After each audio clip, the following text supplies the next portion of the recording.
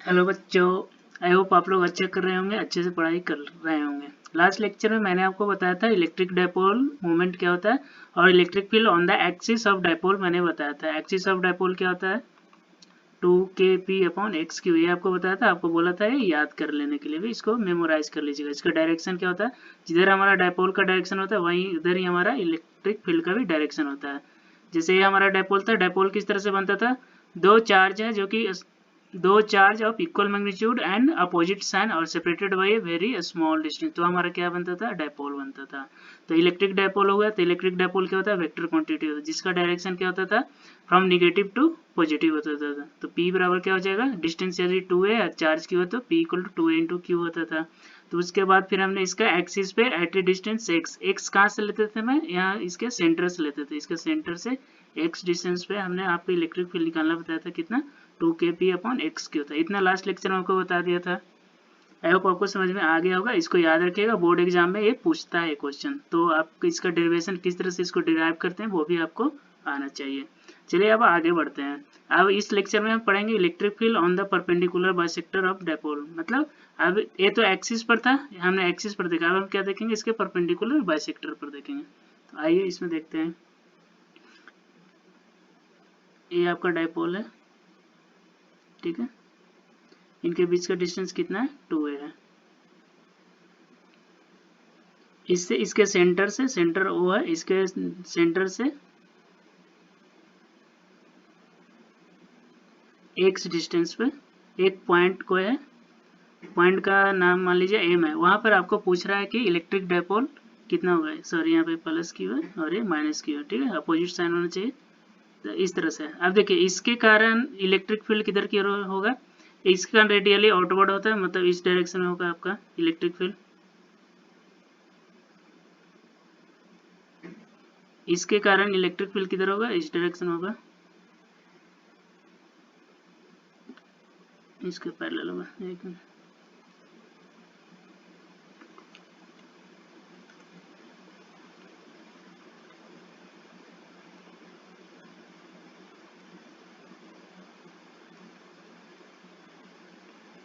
इसके कारण electric field हमारा इस डायरेक्शन में होगा, और ये निगेटिव चार्ज है तो इसके कारण इलेक्ट्रिक फील्ड किधर होगा, ये अट्रैक्ट करेगा, ये तो टुवर्ड्स इससे दूर जाएगा। पॉजिटिव के कारण हमारा आउटवर्ड होता है और निगेटिव के कारण क्या होता है, इनवर्ड होता है। इसके कारण हमारा इलेक्ट्रिक फील्ड किधर होगा, इस डायरेक्शन होगा, समझ रहे हैं। इसके कारण हमारा जो इलेक्ट्रिक फील्ड होगा हमारा इस डायरेक्शन होगा, ठीक है। ये डायग्राम आपको अच्छे से बना लीजिए, सॉरी।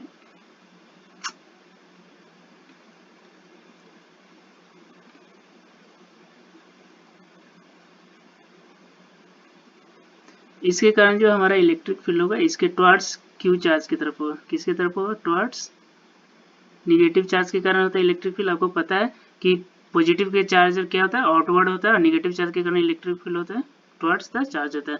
तो इसके कारण हमारा इलेक्ट्रिक फील्ड जो होगा हमारा इस डायरेक्शन होगा। ये देखिए, अब देखिए परपेंडिकुलर बाइसेक्टर है, मीन्स ए भी डिस्टेंस ए है, ए भी डिस्टेंस ए है, ठीक है। तो यदि ए एंगल थीटा है तो ए भी एंगल क्या होगा, थीटा होगा, क्योंकि परपेंडिकुलर बाइसेक्टर है और ये दोनों डिस्टेंस भी, ये डिस्टेंस और ये डिस्टेंस भी क्या है, इक्वल है। ये डिस्टेंस आपको x दिया हुआ है, ये आपको दिया हुआ है x, तो ये वाला डिस्टेंस को यदि आप r मान लेते हैं, ठीक है, ये r मान लिया जाए, तो ये भी क्या हो जाएगा, आपका r होगा, क्योंकि एक तो एक तरह से ये देख लीजिए आइसोसेलेस ट्रायंगल बन रहा है, क्योंकि यहाँ पर हमारा पॉइंट था m था, वो कितना है, x है, ये परपेंडिकुलर बाइसेक्टर है। तो यहाँ से देख लीजिएगा ए और ए इक्वल है, तो ये भी हमारा क्या हो जाएगा, इक्वल हो जाएगा, आइसोसेलेस ट्रायंगल बन रहा है, तो ये एंगल यदि थीटा है तो ये भी एंगल क्या हो जाएगा, थीटा हो जाएगा। ये तो आपको पता चल रहा है।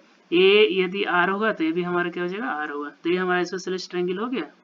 ये तो आपको समझ में आ गया कि ये हमारा क्या बन रहा है, आइसोसेलेस ट्रायंगल। अब देखिए इसके कारण प्लस क्यू के कारण हमारा क्या बन रहा है, इधर की ओर बन रहा है इलेक्ट्रिक फील्ड, ठीक है। और ये माइनस क्यू के कारण, माइनस क्यू चार्ज के कारण हमारा क्या बन रहा है, इस डायरेक्शन बन रहा है। तो इस तरह से हम देखिए एक पैरेलल लाइन खींचते हैं, डायपोल मोमेंट के पैरेलल एक हम लाइन खींचते हैं, तब देखिए ए एंगल और ए एंगल दोनों कितना होगा, थीटा होगा। जैसे ये देखिए इस तरह से, ठीक है, यहाँ पर हम एक लाइन खींच रहे हैं, ठीक है, इसके कारण हमारा इलेक्ट्रिक फील्ड किधर है, इधर की ओर है, इधर की ओर है। इसके कारण हमारा इलेक्ट्रिक फील्ड किधर है, इस डायरेक्शन में, इस डायरेक्शन में है।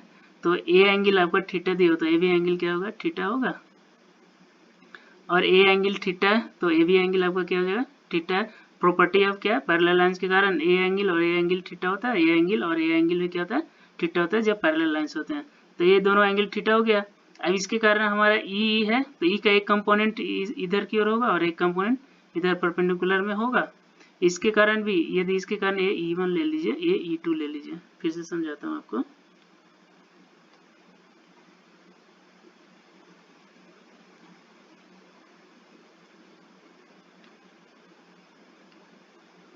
जैसे देखिए आपका क्या आ रहा था,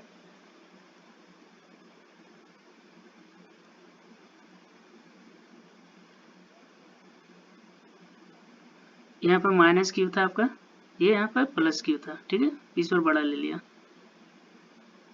ये आपका एक्स था, बीच में पॉइंट ओ था, ठीक है। अब देखिए ए एंगल आपका थीटा बना रहा है, ए एंगल थीटा बना रहा है। इसके कारण मान लीजिए इलेक्ट्रिक फील्ड ए जो है वो E1 है, ठीक है। और ये माइनस क्यू के कारण जो इलेक्ट्रिक फील्ड इधर की ओर आ रहा है वो E2 है, ठीक है। अब देखिए एक हम इसके पैरेलल लाइन खींचे तो ए एंगल और ए एंगल दोनों क्या होगा, थीटा होगा। ए एंगल दोनों, क्योंकि दोनों पैरेलल लाइन है, इसके डायपोल मोमेंट के पैरेलल में हम एक लाइन खींचे तो ए एंगल और ए एंगल थीटा होगा। उसी तरह से ए एंगल और ए एंगल भी थीटा होगा, ए एंगल और ए एंगल भी थीटा होगा। अब देखिए,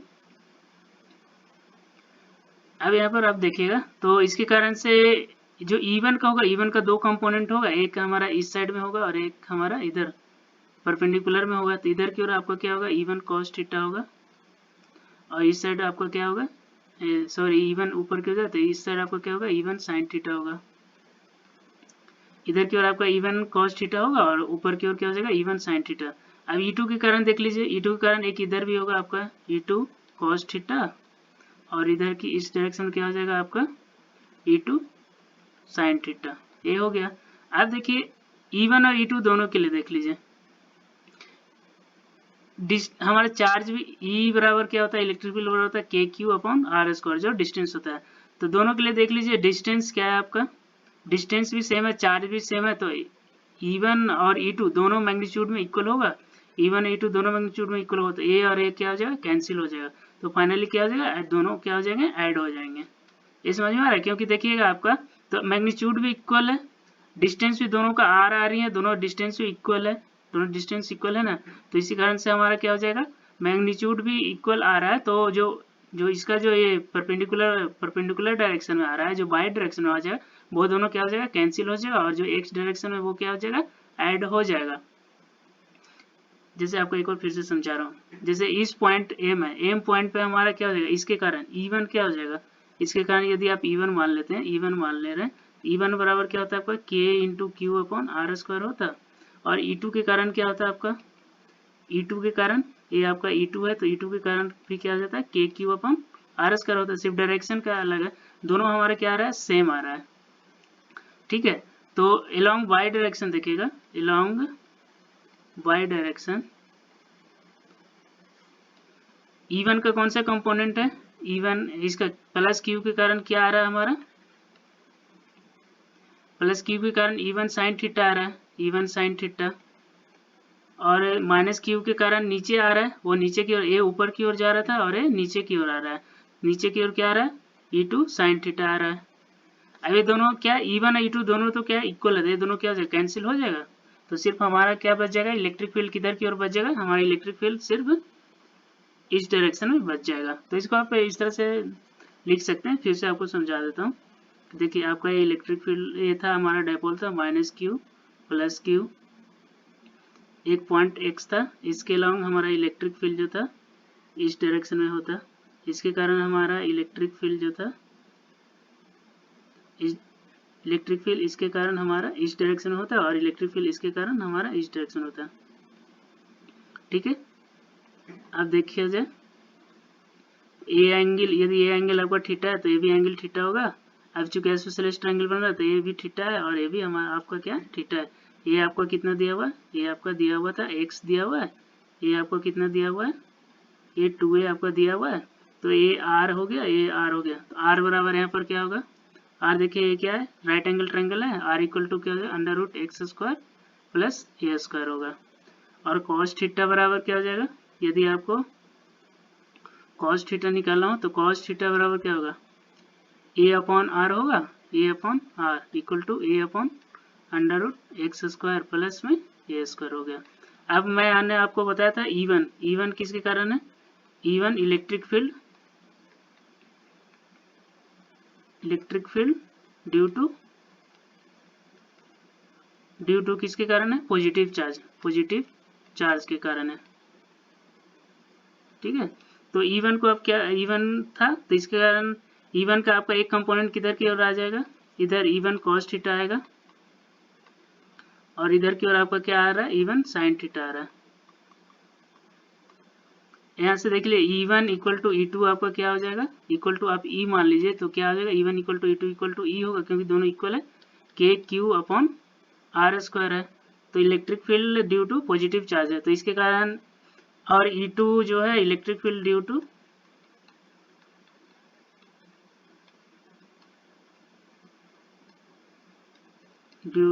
निगेटिव चार्ज हो जाएगा। ठीक है, E2 due to negative charge है।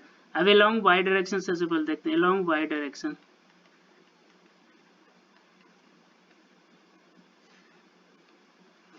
Electric field will get cancelled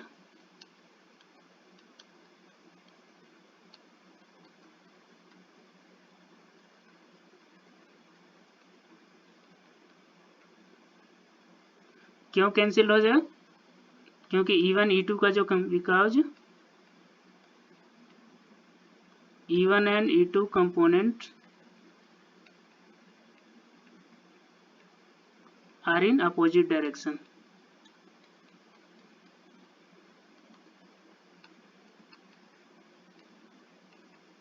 तो नेट वाई डायरेक्शन में क्या इलेक्ट्रिक फील्ड क्या हो जाएगा, सॉरी यहाँ पे वाई डायरेक्शन में इलेक्ट्रिक फील्ड आपका क्या हो जाएगा, वाई डायरेक्शन में इलेक्ट्रिक फील्ड आपका क्या हो जाएगा, 0 हो जाएगा।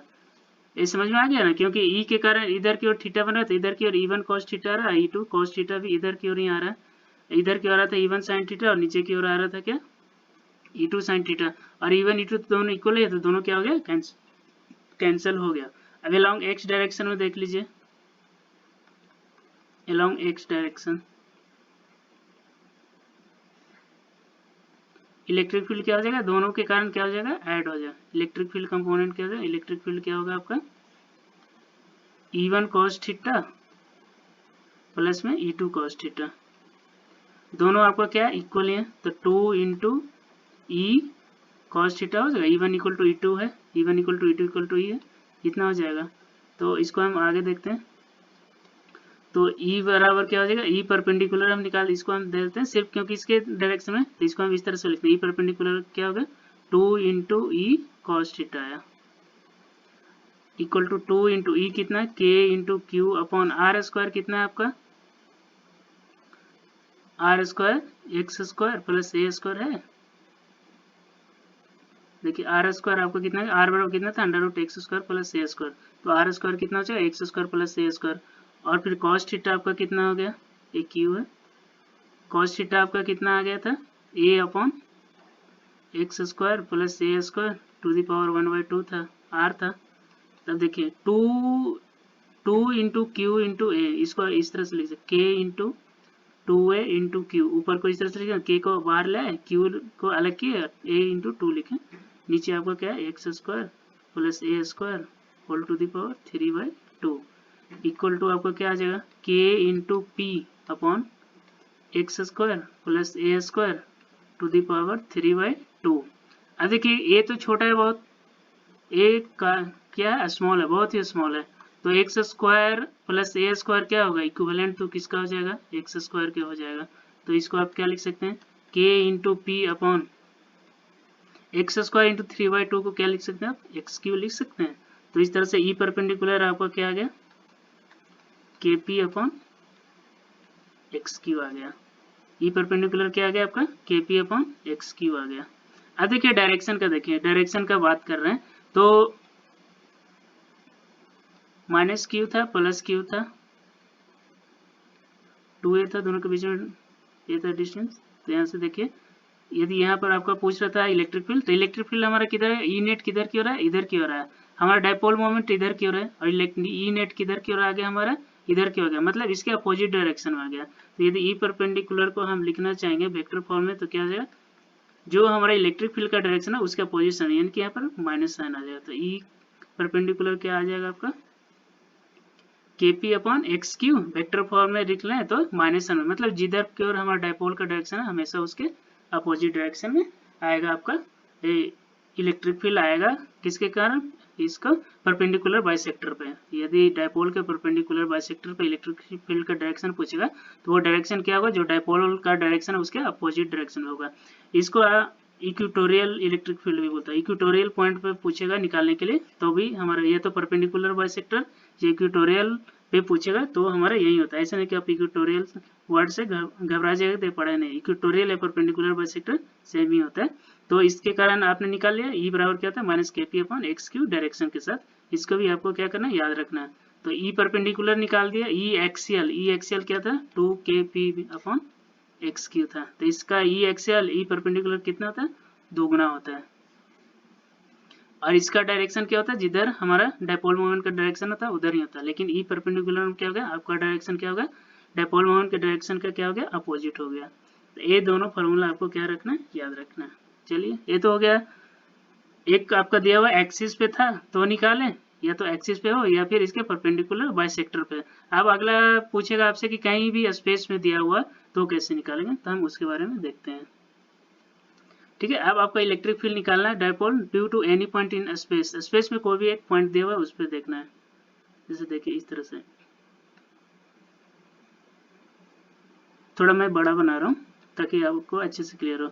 ये आपका डायपोल मोमेंट है, दोनों के बीच का डिस्टेंस क्या दिया हुआ है, 2a दिया हुआ है। इसका जो सेंटर है, ठीक है, ओ इससे at a distance x, at a distance कितना x पे, और ये एंगल कितना दिया हुआ, थीटा। ये थीटा क्या है, वो दिया हुआ है एंटी क्लॉकवाइज में हमेशा दिया हुआ रहेगा। ये नहीं कि आपको इधर से दिया रहे और ये थीटा दिया हुआ है फिर फॉर्मूला लगा दीजिएगा तो आपका क्या हो जाएगा, वो गलत हो जाएगा। तो हमेशा ध्यान रखिएगा कि जो आपका एंगल जो रहेगा वो क्या रहेगा, एंटी क्लॉकवाइज डायरेक्शन में रहेगा। x क्या रहेगा, distance from centre of dipole, distance from centre of dipole, और थीटा क्या रहेगा, एंगल किसमें, एंटी क्लॉकवाइज में रहेगा। एंटी क्लॉकवाइज एंगल को ही तो हम पॉजिटिव लेते हैं ना, क्लॉकवाइज को तो नेगेटिव लेते हैं। तो थीटा क्या रहेगा, एंगल रहेगा वो क्या, एंटी क्लॉकवाइज डायरेक्शन में। किसके किसके बीच में, जो पॉइंट रहेगा ना, जो लाइन ऑफ एक्सिस को ज्वाइन करेगा, इसका सेंटर को और ये पॉइंट को जो ज्वाइन करेगा, और जो इसका जो डायपोल का जो एक्सिस रहेगा उन दोनों के बीच में जो एंगल रहेगा वो रहेगा। और किस डायरेक्शन में, एंटी क्लॉकवाइज डायरेक्शन में हमेशा थीटा लेकर के चलना है। ठीक है, तो इस तरह के क्वेश्चन को बनाने के लिए आपको क्या करना है, वो सोचिए पहले कि किस तरह से बनाएंगे। अब देखिए ये जो एक्स और थीटा दिया होता है इसे तो हम पूरा स्पेस में हम सारा पॉइंट कवर कर सकते हैं। यदि थीटा है तो थीटा वेरी करेगा, तो थीटा एक्सिस से लेके पूरा 360 घूमेगा तो पूरा आपका, जैसे थीटा को इधर रख सकते हैं, इधर इधर इधर इधर, इधर कितना भी रख सकते हैं, तो ये पूरा पॉइंट आपका कवर हो रहा है। और फिर आप एक्स को बढ़ा करके भी पूरा मतलब इन्फिनिटी तक जाके पूरा स्पेस में का सारा पॉइंट कवर कर सकते हैं। पोलर फॉर्म में एक्स और थीटा रहता है तो इससे हम किसी भी स्पेस का किसी भी पॉइंट को हम रिप्रेजेंट कर सकते हैं। तो हमने क्या लिया हुआ, एक्स दिया हुआ, आपको क्वेश्चन में दिया हुआ रहेगा कि आपको एट ए पॉइंट जो कि सेंटर से उसका डिस्टेंस एक्स है, और उस जो एंगल बना रहा है, जो उसका पॉइंट जो है उसके सेंटर से कितना एंगल बना रहा है, थीटा एंगल बना रहा है, ये आपको क्वेश्चन में दिया रहेगा। क्या रहेगा, डिस्टेंस कितना दिया रहेगा, सेंटर से एक्स डिस्टेंस पे है, और जो पॉइंट है वो सेंटर से कितना एंगल बना रहा है, थीटा एंगल बना रहा है। तो उस पॉइंट पे हमें क्या निकालना है, इलेक्ट्रिक फील्ड निकालना है। ठीक है, तो इस तरह का क्वेश्चन जब भी दिया हुआ रहे तो हमें इस तरह से चलना है कि आपको ये दिया हुआ है आपका,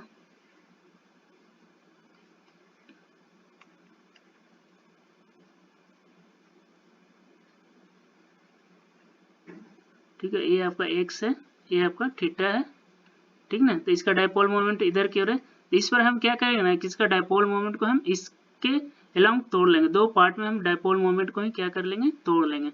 तो एक इसके अलोंग डायपोल मोमेंट क्या हो जाएगा, इसके अलोंग जैसे ए है आपका, ये है इधर की ओर डायपोल है, ये एंगल थीटा बना रहा है, तो इसके अलोंग हमारा क्या हो जाएगा, पी कॉस थीटा होगा, जिसके साथ हम एंगल बनाते हैं उसके साथ पी कॉस थीटा, और एक इसके परपेंडिकुलर भी आएगा, इसके परपेंडिकुलर रहेगा उधर की ओर क्या आ जाएगा हमारा पी साइन थीटा होगा। इस तरह का क्वेश्चन जब बनाना हो तो हम क्या करते हैं, जो अभी हमारा ये जो डायपोल मोमेंट पी है ना, पी को क्या कर लेंगे हम दो पार्ट में डिवाइड कर लेंगे। एक हम इसके अलोंग, ये जो लाइन ज्वाइन कर रहा है पॉइंट को, उसके अलोंग तोड़ लेंगे, ये एंगल बना रहा है थीटा, तो इसके अलोंग क्या हो जाएगा हमारा पी कॉस थीटा होगा, और एक इसके परपेंडिकुलर में होगा, इसके परपेंडिकुलर में क्या हो जाएगा ये पी साइन थीटा होगा। आप जानते ही हो कि जिसके साथ एंगल बनाता है उसके साथ कॉस आता है, जिसके साथ नहीं बनाता उसके साथ क्या जाता है साइन आता है, इसके साथ क्या हो जाएगा पी साइन थीटा आ गया। अब देखिए ए डायपोल इस तरह से बन गया, ठीक है। तो इस तरह का जब भी पूछे ना तो सबसे पहले क्या करना, first we will take component of dipole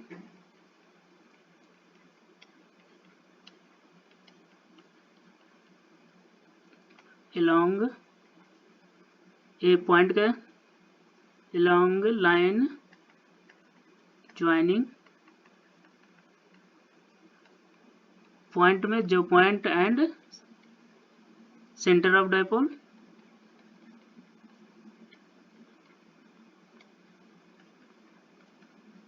and along its perpendicular and its perpendicular और इसके परपेंडिकुलर में हम डायपोल का दो कंपोनेंट लेंगे। किधर किधर की ओर लेना है आपको, एक तो ये जो लाइन ज्वाइन कर रहा है उसके अलोंग एक डायपोल का हम ले लेंगे, और एक किधर ले लेंगे आप इसका जो परपेंडिकुलर बन रहा है उसके अलोंग हम ले लेंगे। तो इसका जो लाइन के साथ हमारा थीटा बना था इधर की ओर आपका क्या आ जाएगा पी कॉस थीटा आ जाएगा, और इसके जो परपेंडिकुलर है उसके अलोंग क्या ले लेंगे पी साइन थीटा हो जाएगा। अब देखिए पी आपका क्या आ गया, अब इसके लिए देखिए पी कॉस थीटा के देखिए along लाइन के अंदर देखिए along लाइन, ठीक है, इसके along आप देख लीजिए, इसके along देख लीजिए तो P के लिए क्या एक्सिस की तरह काम कर देगा, P cos थीटा के लिए x क्या है एक्सिस पर है, x is on axis, x is on axis, axis पे है। तो इसके लिए जो आप इलेक्ट्रिक फील्ड इसके लिए निकालेगा, इसके लिए जो निकालेगा ई जो आप निकालेगा ई एक्सिस क्या आपका था 2kp अपॉन कॉस क्यू, लेकिन यहाँ पर p क्या है, p आपका क्या है p कॉस थीटा है, तो आप कॉस थीटा लिखेंगे। मुझे समझ में आया, नहीं आया समझ तो फिर से बताता हूँ। देखिए इस तरह का क्वेश्चन क्या था,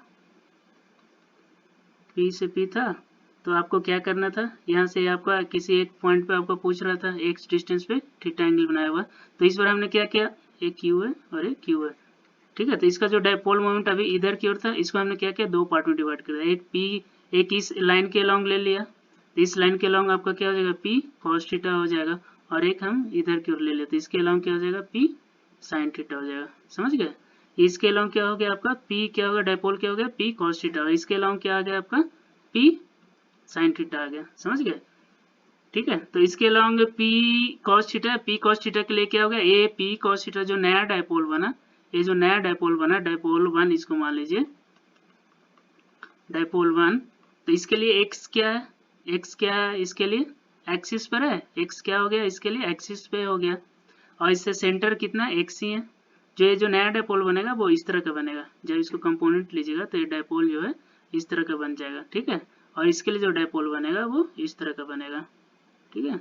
इधर क्यों p sin थीटा है, इधर क्यों p cos थीटा, इसके लिए सेंटर से डिस्टेंस कितना है x ही है, लेकिन ये इसके किस पे है एक्सिस पे आएगा, तो इसके अलोंग हमारा p cos थीटा है और इसके अलोंग हमारा p sin थीटा है। तो इसके अलोंग हमारा कितना हो जाएगा इलेक्ट्रिक फील्ड कितना हो जाएगा, एक्सिस है इसके लिए p cos थीटा के लिए, तो एक्सिस के लिए आपको बताया था ऑन एक्सिस में इलेक्ट्रिक फील्ड क्या होता है 2kp अपॉन एक्स क्यू, यहाँ p क्या है p cos थीटा है, और along परपेंडिकुलर आपको बताया था क्या होता था kp अपॉन एक्स क्यू, तो kp यहाँ इधर क्या है p के बदले क्या लिखेंगे sine theta upon x Q. अब देखिए डायरेक्शन का देखिए x पे हमारा दिखना है, तो इसके कारण हमारा इधर की ओर आ रहा है, और हमारा ये डायपोल मोमेंट हमारा इस डायरेक्शन में, तो हमारा इलेक्ट्रिक फील्ड क्या हो जाएगा इसके अपोजिट में हो जाएगा, ठीक है, इसके अलॉन्ग अपोजिट में हो जाएगा। तो इसका जो हमारा जो नेट होगा वो इधर की ओर होगा, हमारा नेट इलेक्ट्रिक फील्ड किधर की ओर होगा, इसके कारण से इसका जो नेट निकालेंगे हमारा ई नेट हो जाएगा किधर इधर की ओर हो जाएगा। तो हमारा ई नेट हमारा क्या हो जाएगा, यदि ई नेट आप निकालना चाहेंगे तो हमारा क्या हो जाएगा, अंडर रूट ई ए स्क्वायर प्लस में ई परपेंडिकुलर का स्क्वायर होगा। तो मतलब सिर्फ आपको ये ध्यान में रखना है, ठीक है, ये आपको ध्यान में रहेगा। cos थीटा sin थीटा में तोड़ लीजिएगा तो ई एक्सियल निकल जाएगा, ई परपेंडिकुलर निकल जाएगा, तो आप ई नेट निकाल लीजिएगा। तो ई नेट आपका क्या हो जाएगा, अंडर रूट ई ए स्क्वायर प्लस ई परपेंडिकुलर का स्क्वायर, तो इसका करिएगा तो क्या हो जाएगा 4kp cos theta upon x Q का, सॉरी ये 2 है, 2 का स्क्वायर प्लस में kp sin theta upon x Q का क्या हो जाएगा होल स्क्वायर। तो जो बाहर निकलेगा उसको बाहर निकालते हैं, kp निकल जाएगा बाहर, और क्या एक्स क्यू बाहर निकल जाएगा, kp अपॉन एक्स क्यू आपका बाहर निकल गया, क्योंकि स्क्वायर है फिर रूट है तो बाहर निकल गया। अंदर क्या बच गया आपका 2 cos थीटा का स्क्वायर कितना हो गया 4 cos स्क्वायर थीटा, इधर की ओर आपका क्या बच गया सिर्फ sin थीटा बचा तो sin स्क्वायर थीटा। अब एक cos square theta plus sin square theta 1 होता है, तो एक 3 cos स्क्वायर थीटा बच जाएगा। तो ई नेट आपका क्या आ जाएगा kp upon x Q under root 1 प्लस 3 cos स्क्वायर थीटा, ये आपका हो गया ई नेट। अब आपका डायरेक्शन पूछेगा, तो डायरेक्शन पूछेगा तो किस तरह से निकालते हैं, जैसे देख लीजिए, ए आपका ई एक्सिस एक्सियल पता है, ए आपका ए भी पता है, ई परपेंडिकुलर पता है, इसका ई नेट होता है, इधर की ओर होता है। ए एंगल यदि अल्फा बनाता है तो tan अल्फा बराबर क्या होता है आपका, tan अल्फा बराबर E perpendicular upon E axial. तो tan अल्फा बराबर क्या हो जाएगा आपका, ई परपेंडिकुलर कितना दिया हुआ kp sin theta upon x Q upon E axial कितना होता है 2kp cos theta upon x Q. तो कितना आ गया आपका tan थीटा डिवाइड कीजिएगा तो 2, तो tan अल्फा बराबर आ गया कितना tan थीटा बाई 2 आ गया। इससे आप अल्फा निकाल सकते हो, आप थीटा दिया रहेगा तो ये एंगल आपका क्या है अल्फा है, ये एंगल अल्फा है। तो देखिए तो टोटल कितना डायरेक्शन कितना हो जाएगा, कितना एंगल पर है हमारा ई नेट क्या हो जाएगा थीटा प्लस अल्फा होगा। यहाँ से पहले तक क्या गया ए थीटा गया प्लस यहाँ से यहाँ और अल्फा गया, तो टोटल कितना हो गया थीटा प्लस अल्फा। इस तरह से देखिए आपको एक और समझाता हूँ। ये था आपका माइनस क्यू से प्लस क्यू था,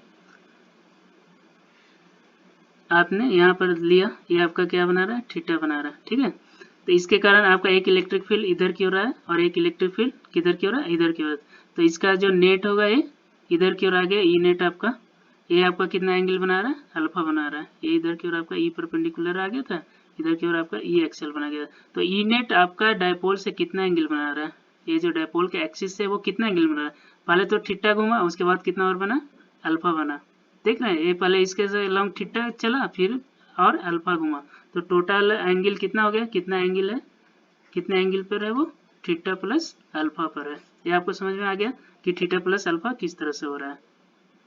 तो इस तरह का क्वेश्चन जो पूछेगा ना, सबसे पहले क्या करना है आपको, ये जो आपका P था इसको दो पार्ट में डिवाइड कर दिया, एक पार्ट हमारा इसके लॉन्ग ले लिया, तो इसके लॉन्ग आपका क्या आ गया P cos थीटा आ गया, और एक पार्ट आप किधर लेंगे, एक आप इसके परपेंडिकुलर डायरेक्शन में ले लिए, एक तो इसके इस लाइन के लॉन्ग ले लिए, और ये जो हमारा लाइन जो पॉइंट था, पॉइंट जो हमारा जो इसके साथ ज्वाइन करे उसके लॉन्ग हम एक ले लिए, तो उसके लॉन्ग P cos थीटा हो गया, एक उसके परपेंडिकुलर आएगा तो क्या हो जाएगा P sin थीटा हो जाएगा। अब देखिए इसके लिए देखिएगा आप, इसके लिए देखिएगा तो क्या किस तरह का काम कर रहा है, ये एक्सिस की तरह काम, इसके एक्सिस के पॉइंट पे काम कर रहा है, ये पॉइंट जो है इसके एक्सिस पे है, ये अभी नया जो डायपोल बना है इस डायपोल के क्या है एक्सिस पर है। तो एक्सिस के कारण आप जानते थे फॉर्मूला क्या होता था 2p अपॉन एक्स क्यू, यहाँ p क्या है, यहाँ पर p क्या है p cos थीटा, तो यहाँ पर p के बदले क्या रख देंगे p cos थीटा रख देंगे। और ई परपेंडिकुलर का आप जानते थे क्या होता था kp अपॉन एक्स क्यू, लेकिन यहाँ p के बदले क्या है p sin थीटा, तो ये रख दीजिए। आपका सिंपल ये दो बन गया, उसके बाद ई नेट निकाल लोगे आप, ई नेट निकाल लिए, फिर उसके बाद डायरेक्शन पूछेगा कितने एंगल पर है, तो अल्फा निकाल लोगे, अल्फा बराबर क्या हो जाएगा ई ए अपॉन ई परपेंडिकुलर अपॉन ई ए एक्सिस के लॉन्ग, तो यहाँ से आपका अल्फा आ गया, तो टोटल डायरेक्शन कितना हो जाएगा थीटा प्लस अल्फा हो जाएगा। तो आई होप आपको समझ में आ गया होगा किस तरह से करना है। सबसे पहले आपका किसी भी पॉइंट पे पूछे, मतलब परपेंडिकुलर बाइसेक्टर नहीं है तो इसी तरह से करना है। अभी क्या आपका जो आंसर आया था आपका आंसर क्या आ गया था? ई नेट बराबर आपका क्या आया था, देख लीजिए। ई नेट आपका आ गया था, ई नेट आपका आ गया था KP upon x Q under root 1 + 3 cos square theta. अब देखिए ये आपका है, ये माइनस क्यू से प्लस क्यू है, ठीक है, इस तरह का है, माइनस क्यू से प्लस क्यू है, और इधर की ओर था एक्स था, ये थीटा डायरेक्शन पर था। अब बोला थीटा जीरो है, theta zero when theta equal to zero, theta zero का वो जब जीरो हो जाएगा तो क्या एक इधर की ओर हो जाएगा, मतलब ये एक्सिस पे हमारा ये पॉइंट आ जाएगा, जो एम पॉइंट है वो एक्सिस पे आ गया। तो एक्सिस पे होगा तो एक्सिस का देखते हैं उतना सही आता है कि नहीं आता है। तो KP upon x Q 1 + 3 cos zero कितना होता है, 1 होता है, 1 + 3 यानी कि 3 + 1 4, 4 का root 2, 2 KP upon x Q, मतलब हमारा सही आ रहा है, जो एक्सीएल का हमारा फार्मूला था वो सही आ रहा है ना, मतलब ये हमारा फार्मूला सही है। अब परपेंडिकुलर का देखते हैं, तो परपेंडिकुलर में हमारा थीटा बराबर क्या हो जाएगा, थीटा इक्वल टू π/2। तो ई नेट हमारा क्या आ रहा है, देख लीजिए, KP upon x Q under root 1 + 3 cos square π/2, ठीक है, cos π/2 जीरो, ये 0 + 1 1, कितना गया KP अपॉन एक्स क्यू, मतलब हमारा ये भी सही है, इसका मैग्नीट्यूड सही आ रहा है। अब हम एंगल का देखते हैं, ठीक है, कि कितने एंगल पर है, वो एंगल हम देखते हैं, क्योंकि एक्सियल पर था तो हमारा डायपोल के डायरेक्शन, डायपोल मोमेंट के डायरेक्शन में रहना चाहिए, और परपेंडिकुलर पर हो तो हमारा डायपोल मोमेंट के अपोजिट डायरेक्शन में रहना चाहिए। तो हमारा टोटल एंगल कितना आया था, टोटल कितने एंगल पे रहेगा, क्या डायरेक्शन होगा, वो था थीटा प्लस अल्फा था। तो सबसे पहले हम थीटा बराबर जब हम जीरो लेते हैं, ठीक है, तो हमारा अल्फा बराबर क्या था, हाफ ऑफ tan थीटा था। तो थीटा बराबर zero, tan zero zero, alpha zero आ रहा है, मतलब अल्फा भी जीरो आ रहा है, तो 0 + 0 कितना हो गया, जीरो हो गया, समझ गया ना।